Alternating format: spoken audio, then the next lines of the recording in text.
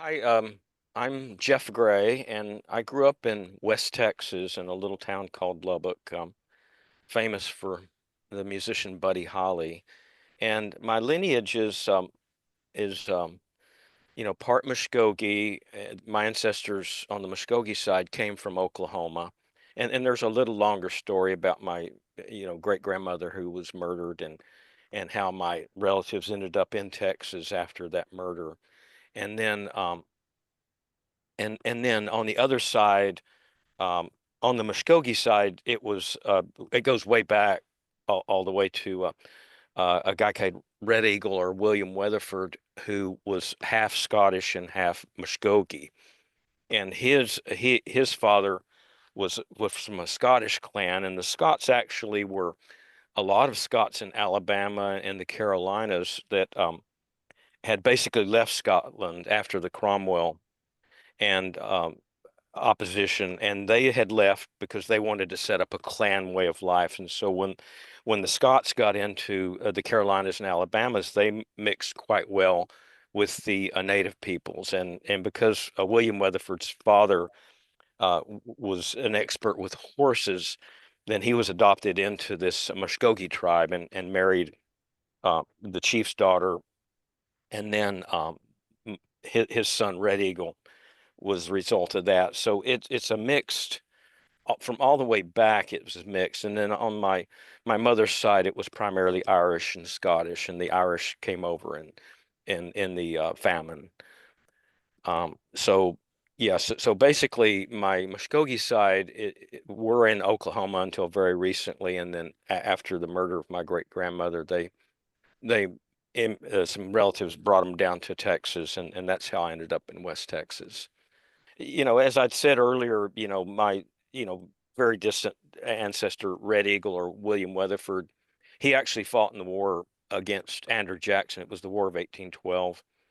And he was aligned with a gentleman called Tecumseh, which he was Shawnee, and Tecumseh means panther in the sky, or basically a comet. So um, after the war, he was pardoned by Andrew Jackson. And then my great grandmother, the story was, and there's some, speculation was that, she was murdered by the lover of her husband. And it was so a dispute there where, apparently her husband's lover, came in and murdered her. And then once that happened, then there were some relatives that were living in Texas, and they heard about this, so they went up to Oklahoma and gathered up the youngest children, which was one of them was my grandmother Minnie Weatherford, and that they brought them down to Texas to take care of them. And I still have some relatives that are part of the Muskogee tribe up there. I think one of her older brothers, who was like 17 or 18 at the time of the murder, he stayed there and became integrated into the Muskogee tribe. But my great grandmother and my grandmother, um, relocated down to Texas.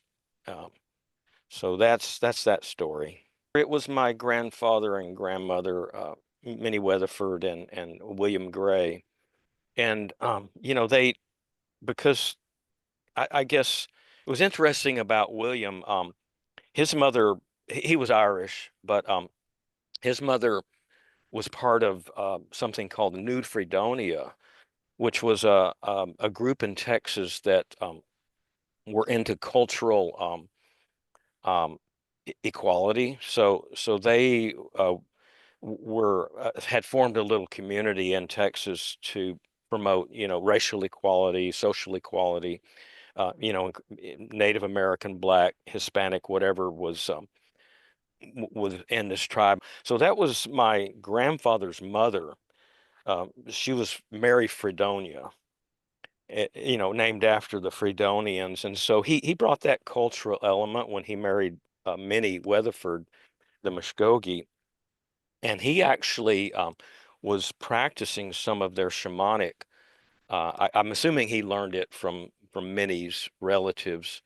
But he was a fiddle player and also sort of you call it a medicine man, or he knew all the herbs and different cures um, from from the Muskogee that he had learned, although he was Irish. But part of that is, when you understand his background coming from, Mary Fredonia and these people that were, really seeking out an idealistic community. So that was a big influence on on me, was that coupling. And she was also active in a sense, but was more in the background, which I've found is very typical. I've spent a lot of time on reserves out in Manitoba and Saskatchewan, and and one of the things I noticed was the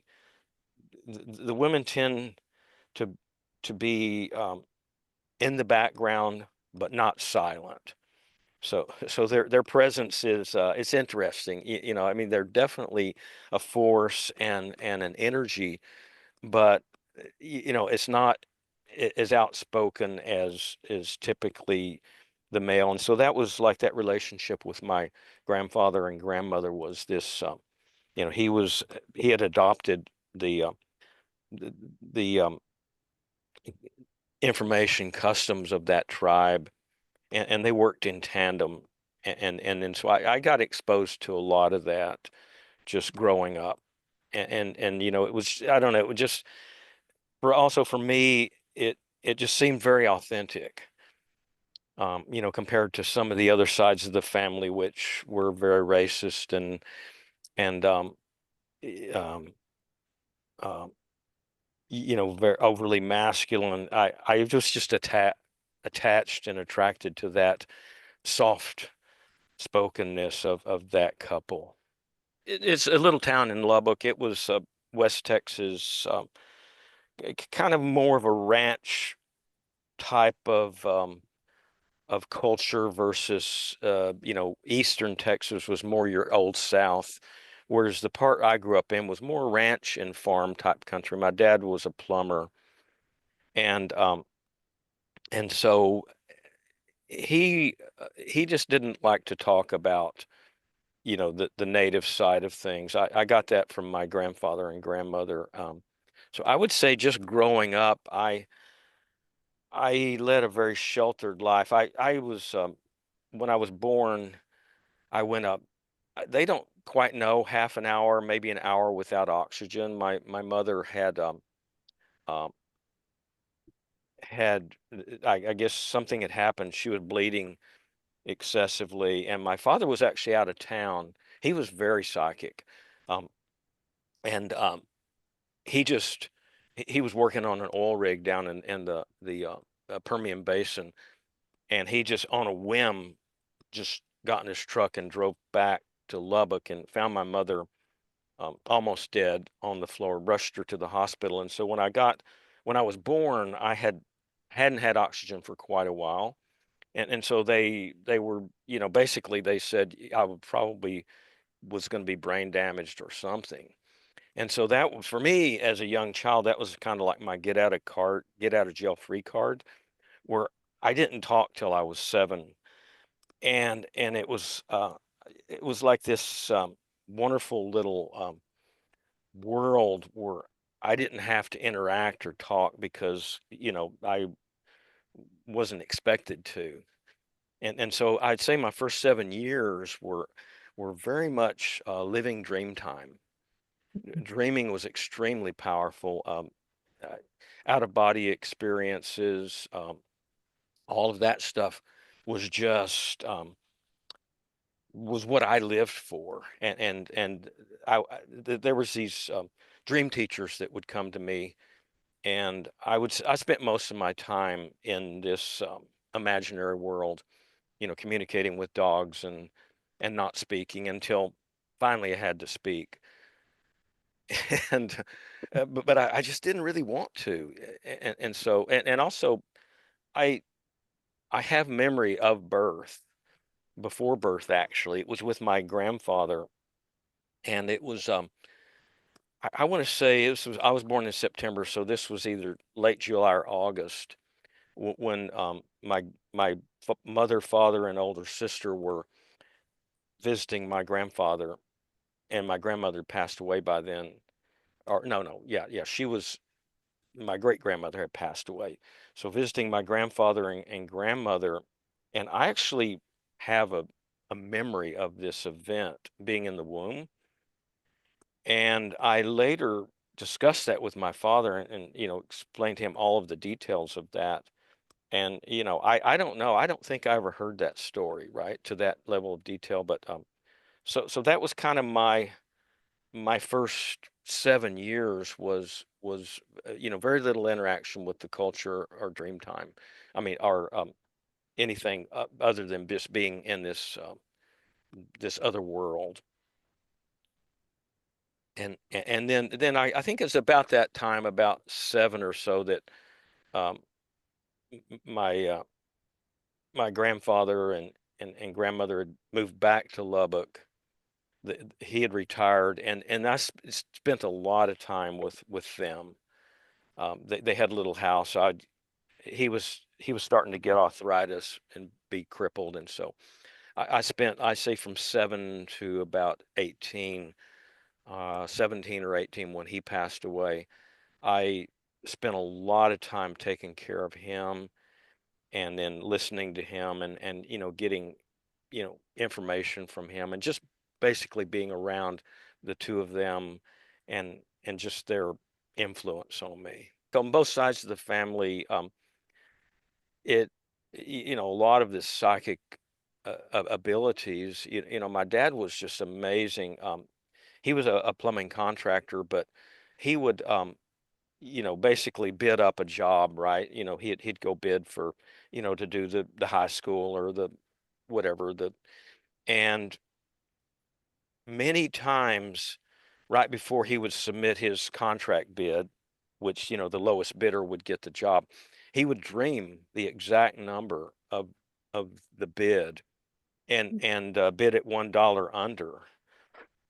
And he did this a lot, and it was just like that was kind of normal for him, this dream time. And with him and my grandfather, I spent a lot of interaction in the dream. My father almost never spoke, but we communicated, we talked, we'd meet in the dream, and that's where most of my interaction with him verbally occurred, or whatever that state is when you're in dream time.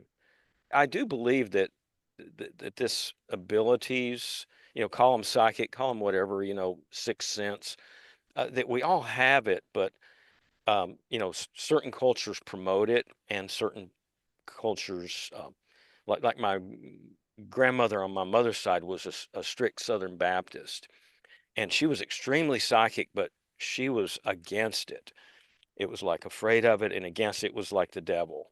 And the devil was hiding behind, when I'd visit her, I got baptized 7 times. So when I would be visiting her, I mean, she really believed this. Like she said, the devil, he's right behind that bush over there. And so, a lot of, I think, on one side was, this culture and these, abilities were feared, because of this extreme Christianity. And on the other side, it was just accepted and lived.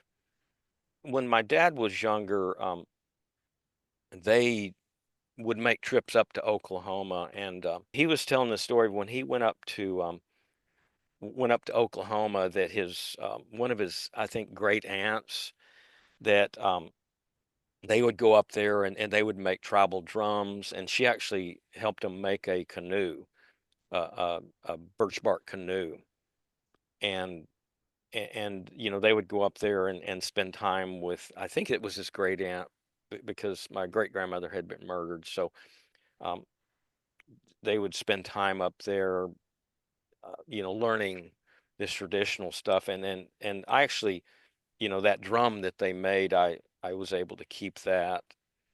Mm. And in terms of the other stories,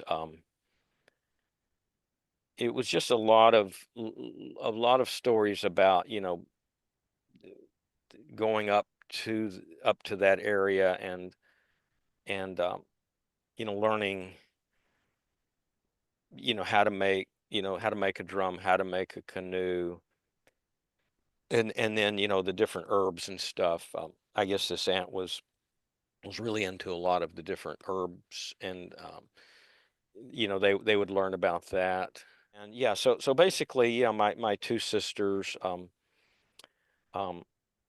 and we were all interested in the Muskogee, the Native American side of the family. Um, because we'd hear the stories, and I would say more what I got from them was just the actions, the behaviors, the stories, of visiting the relatives up in Oklahoma. I think that's it more, living the spirituality. It was like, um, it it was like, don't talk about it, live it. That type of mentality, and especially from my grandfather, um, was just very much like that. It was like, well, I'm not here to try to convince you of anything. Mhm. I'm living my spirituality. This is who I am. I know who I am, and I'm going to be who I'm going to be, and I don't need to tell people about it. I don't need to to try to go convince anybody, and just watch my behavior. And if you like what you see, then emulate that, and if you don't, it doesn't matter. So that was very much the mantra that I experienced. In terms of experiencing some of the racial aspects. I remember, I think it was first or second grade. I had become very good friends with a young boy my age, in the same grade, and his father was, I think, the superintendent of the school system, so pretty upwardly mobile. And I uh, I remember one time we were spending a lot of time together, and then he came up to me and said, "My dad said we can't be friends anymore, because of this indigenous side of your family." And so that hurt, because I mean, we were just, how it is when you're like 6, 7, 8. It was like we were just best friends and did everything together, and then. Yeah, yeah. So there was that, and then there in the family get-togethers and stuff. There was one side of the family that basically, um, the when my grandparents would go visit, they'd have to drive in, through the back way, so the neighbors wouldn't, see them coming in, and stuff like that. Where it wasn't even subtle. They we especially in our teenage years, that all three of us really bonded around, this identity. And also, so let's see, this would have been like late 60s, early 70s. And at that time in the United States, there was a cultural renaissance going on with Martin Luther King, and the civil rights movement, and also just culturally, a lot of the music. So being of indigenous background actually became kind of cool at that point.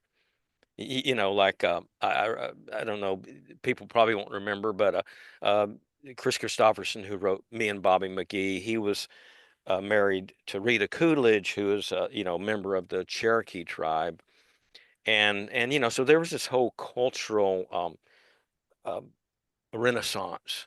Not just indigenous people, but starting to celebrate um, people of different ethnicities, and I think a lot of it was a whole movement, but I attribute a lot of it to Dr. King. I mean, that movement was incredible. So by that time, I'd say by our early teens with my sisters, we were all very proud of this heritage, and started learning as much as we could about it, and participating in learning some ceremonies, sweat lodge ceremonies, and different things like that.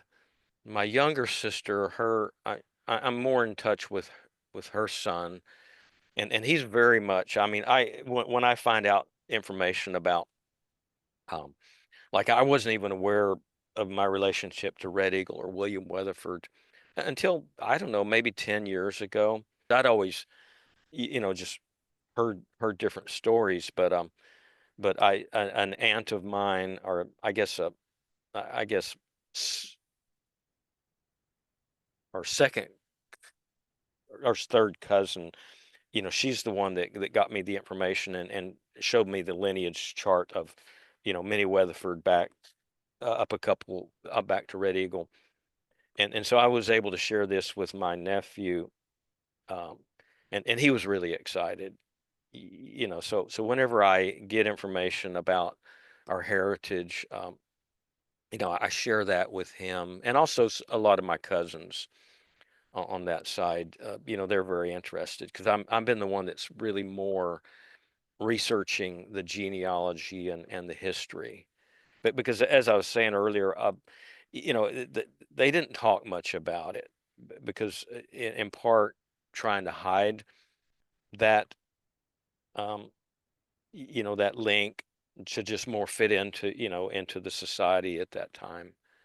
When we met Linnea in Ottawa, and then Christine and I had been adopted into a tribe in Manitoba, Ojibwe tribe, and by a elder named Dorothy Francis, and then we got adopted by Hugh and Margaret McKay.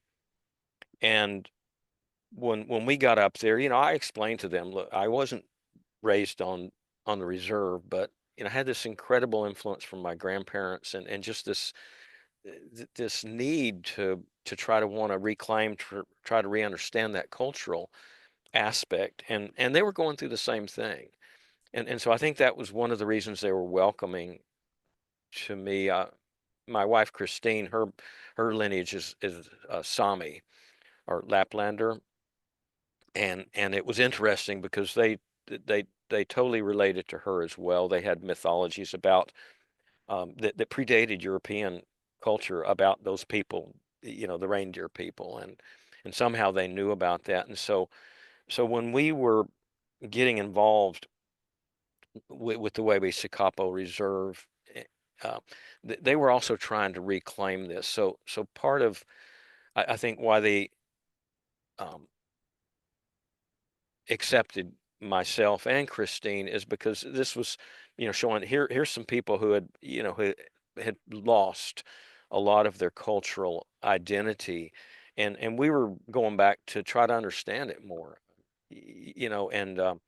and so bringing us into their community, it sort of showed, the people there on the reserve that, there was this interest, these, like myself, what we call in Canada you call it Métis, but I'm in the U.S. we'd be called breeds, like half breed or breed, and so us going up there and being very much wanting to try to learn as much as we could about that culture because I'd felt like I had been denied that, um, you know, experience, the direct experience of that. And so it was really a good experience up there because I think it was kind of uh, symbiotic kind of relationship where us exploring and trying to understand more about the culture also helped a lot of the younger people there uh, eh, um, have, more interest in it. Because why would, somebody like this, why would be interested in their culture?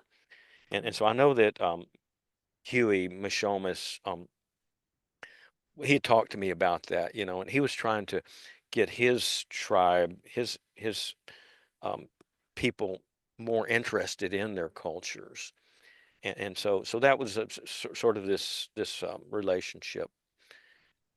Certainly, I've had mostly experience, here in the U.S. and up in Canada, and and and for sure there's this broader movement especially within matriarchal societies, to try to reclaim that cultural element. And I think either intuitively or maybe objectively, people understand the value of that in our society. And one of the interesting, this is kind of an antidote, but Thomas Jefferson was a big fan of a student of indigenous cultures. He actually had this incredible archive of information, and so when they started to frame the original Constitution of the United States and the separation of powers, that all came from his study of the Iroquoian alliance, who had a similar system set up of executive, legislative, and judicial. Uh, And but the interesting thing about this Iroquoian alliance is that the judicial system, which would be the equivalent of our Supreme Court here in the United States, was 100% comprised of the matriarchy. And so the executive and the legislative were male. They could, create the laws and, do the same thing that we do here in the United States with that. But the ultimate authority in that society was a group of grandmothers, 100% female, who could veto or negate any one of these legislative items. And it was an incredible system. I mean, it worked for hundreds of years. That they, that that uh, it was this peaceful renaissance. I think it was over 100 years of peace that the Iroquoian alliance had when they had this system of government. So, there's some practicality to understanding the matriarchy and its place. And I personally think if our Supreme Court in the United States was matriarchal, that we would be in a much better state. That's a good question. The influence of strong matriarchal um, on a man, on a male. And I would say, for myself, um, I just resonated to that aspect because it um, I guess it allowed me the freedom to understand my feminine more, and to see the strength of that femininity, which is half of my identity. And it's kind of hard to explain, but I felt like there was a balance that I didn't see in a very patriarchal society, which is toxic and also unhealthy. Physically unhealthy, mentally unhealthy. To when you go in extreme, when you don't have a balance. And so um, I saw that extreme toxic masculinity all around me, and I feel like having these relationships with my grandmother and that side of the family, and with my grandfather and my father, because they were all influenced by that. It was more of a acknowledgement that we could embrace our feminine side and create a balance. And yeah, so I really I think that any matriarchal society is going to afford that to its people, and that balance. And the imbalance is that it creates disease, and it creates pathologies, and I mean, my gosh, you just have to look at the current United States, and it's like it creates that lack of it creates what we're experiencing today in the United States. And so, from more of a extreme on the other side, it's like, why would without it you get what we're experiencing today in the US, which is it's just is seriously problematic. And I don't know. I mean, it's not good for anybody. It's not good for men. It's not good for women. Um, Exactly. yeah, it was like I remember in the 70s when the women's rights movement was coming along. Of course, my sisters were very much into that, and I was. And my mother, and so in our little, circle, it was my two sisters, my grandmother was still alive, my mother, and then myself and my father. So it was a 4-to-6 ratio of women to men. And I remember thinking, just kind of doing some critical thinking about it and going, what's good for the matriarchy is actually good for me, because in my little pod, 4, 6 of us were female. And so this is going to benefit, my pod for sure, and all other pods. So yeah, that was my, as a young adult, that was kind of my takeaway when the feminist movement started. 100% behind that, still am.